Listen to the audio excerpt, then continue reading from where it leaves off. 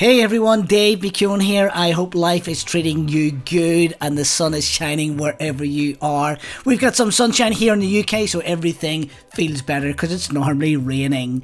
Hey, welcome to the episode today. It's our bite-sized episode of the Church Explained podcast, and we're going to revisit a show we did a little while ago with Pedrick.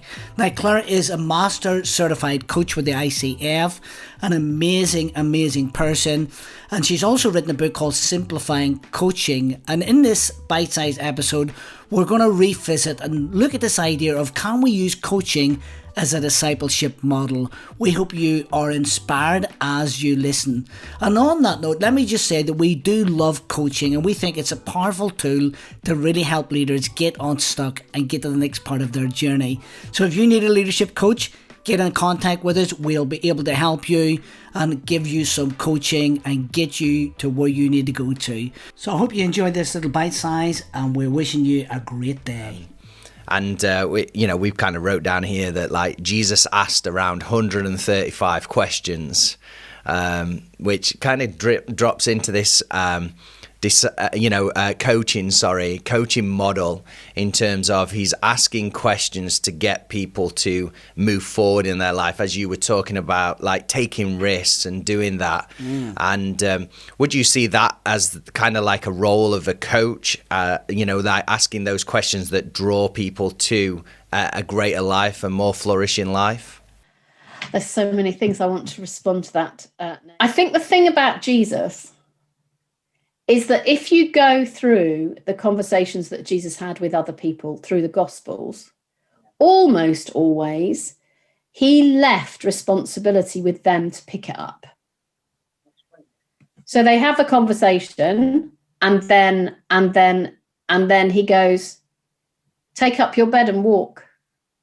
Or he leaves the responsibility at the end with them to decide whether they choose to take it up or whether they choose not to take it up. And I think that often in churches, we think that in order for people to do that, we need to tell them what to do. And the challenge is, you can't make meaning for somebody else. They can only make meaning for themselves. And that's true. That's visible in all the way through the Gospels. They make meaning for themselves. Jesus said, who do you say that I am? He doesn't go, right, let me sit down and let me just tell you some things. Who do you say that I am? So he leaves the question with them. And there was an amazing little thing that my colleague sent me the other day, which isn't ours, but it's about an egg. And it says that there are two ways of breaking an egg. One is that you break it from the inside, and the embryo comes out and flourishes and has life. And that's when it's broken from the inside. When it's broken from the outside, that's the end of the egg, really. You can use it to make a cake, but it doesn't flourish and have future life.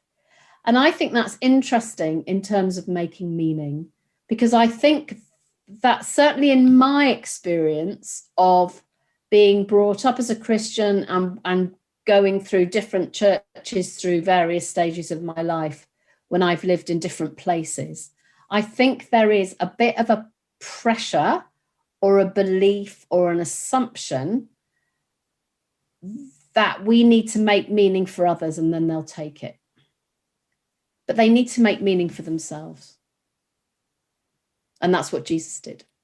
Really good. Yeah, I think that's pretty powerful. That I think one of the issues we often face in churches is we're trying to solve everyone's problems. So someone may come to you as the leader, and they expect you to have all the solutions. Where I think actually a better model is to point them towards Jesus, and try and draw out the best of them, really, rather than trying to solve their problems. And I think that lends itself more to coaching. And maybe just trying to, distinguish between those two different styles of coaching or mentoring or whatever we want to call it today. As you say, one is more old style, where people would go to the leader and they would look for all the answers. We're saying actually coaching is a better way to understand that, is in the sense of someone coming and they get some insight into their lives but we don't do the work for them. And I think that's a challenge, because a lot of leaders want to do the work for someone. We're almost so eager, we want to get them over the line, and that's sort of a passion to help them. But sometimes that's the mistake, isn't it? Where we try and help someone to get over the line, but actually we're doing the work for them rather than them doing the work themselves. Yes, and it looks like it's had an impact. But as you're talking, I'm thinking about the parable of the sower. You know, there's something, isn't there, about really wanting things to grow. But actually, people grow when their roots go deep, and their roots go deep when they made their own meaning. And one of the issues about giving people solutions is that what we're actually saying is, because I don't think you can do this yourself. And that is deeply disempowering. And although we might like it, so I say, I don't know what to do. I don't know what to do. Tell me. And you tell me. If it doesn't work, then I go, well, Pastor David. Hey, Pastor Nathan. Yeah. Okay, Pastor Nathan. That's a bit rubbish. Yeah.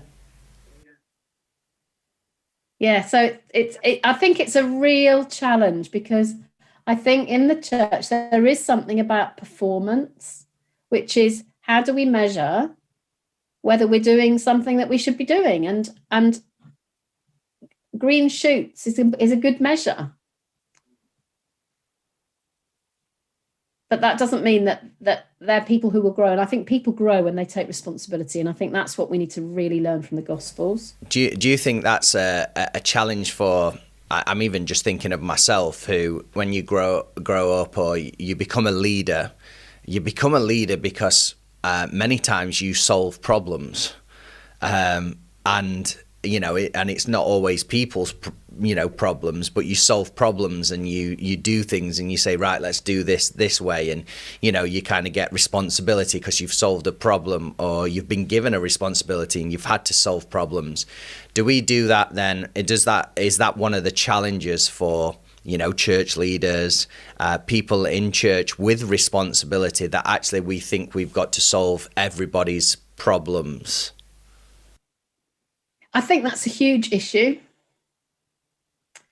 And the more that happens, the more the power differential between you and everybody else gets bigger. And if this is about a community of followers of Jesus, then actually that, as much as we need leaders, we need people to be traveling together. So I like the idea of, well, actually it's in the Bible. If you read that passage about Jesus on the Emmaus Road, traveling with his friends, they walk together. He doesn't tell them a lot of things. He listens, he helps them to make meaning, and they travel together. And he's with them, kind of next to them as they walk. And I think one of the issues about leaders, about fixing leaders, is you get too far ahead of the people that are traveling with you. And then you become, I mean, it's interesting, your church is called Icon, because the word that comes to me is you become an icon, you become a guru.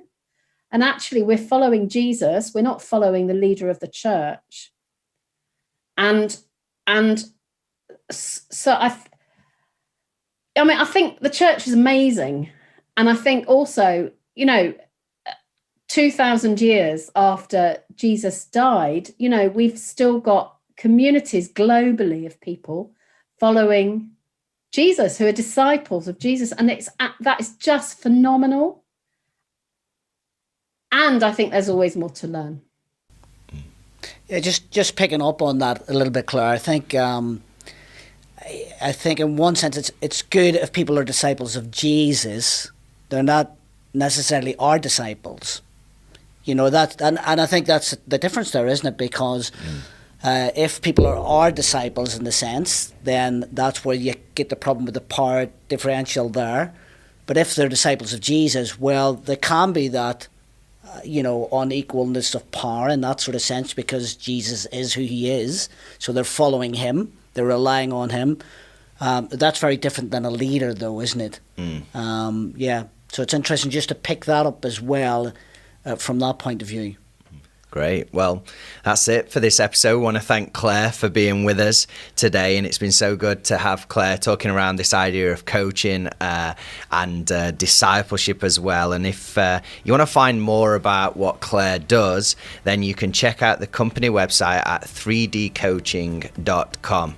And I went on earlier, and there's some great stuff on there. So again, thank you, Claire. And for anyone who's watching, please check out icon.church/open. We've got loads of resources on there. And wherever you're consuming this content, please like, subscribe, rate it, share it with people who it would really benefit. And we look forward to seeing you next time on the Church Explained podcast. We'll see you soon.